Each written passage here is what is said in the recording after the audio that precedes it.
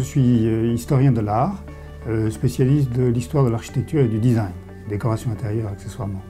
Je suis aussi juriste, j'ai fait du droit des affaires, et puis j'ai fait une formation en ébénisterie, mais il y a de cela fort longtemps.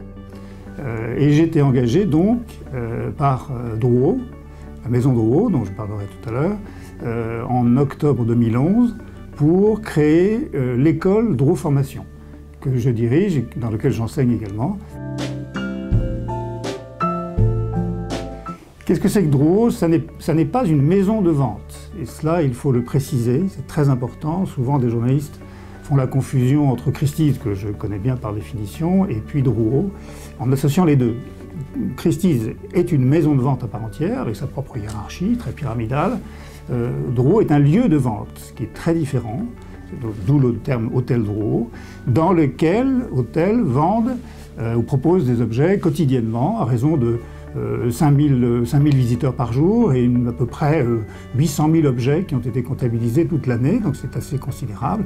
Et il y a 72 études de commissaires-priseurs qui vendent quasiment quotidiennement, à tour de rôle bien évidemment, tout au long de l'année. Le commissaire-priseur est la personne la plus importante, un peu le chef d'orchestre si vous voulez, et à côté de lui, il a un certain nombre de spécialistes. Il y a un clerc, un commissaire-priseur, qui l'aide dans les tâches ses administratives.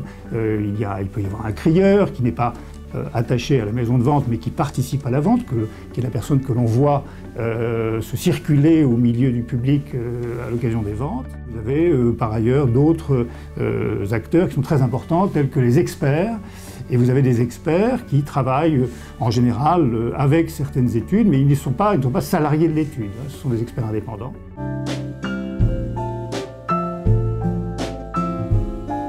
Le marché de l'art, d'une manière générale, et plus largement, au-delà de cette cellule de base que je mentionnais, qui sont les études de commissaire-priseur, au-delà de cela, il faut, je crois, après 20 ans d'expérience, une très forte adaptabilité au marché lui-même.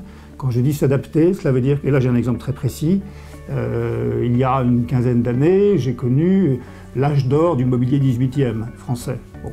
Eh bien, il est clair que ce mobilier a connu un déclin important, et donc tout spécialiste du marché de l'art qui serait resté sur ce secteur, sans s'adapter au changement de goût, aurait disparu. Certains ont effectivement disparu, faute d'avoir eu la capacité à s'adapter à un nouveau marché qui est beaucoup plus tourné vers l'art contemporain, vers le design, vers les années, je dirais, 60-80. Voilà ce que j'appelle l'adaptabilité. Donc pour moi, c'est véritablement le maître mot. C'est la clé du succès.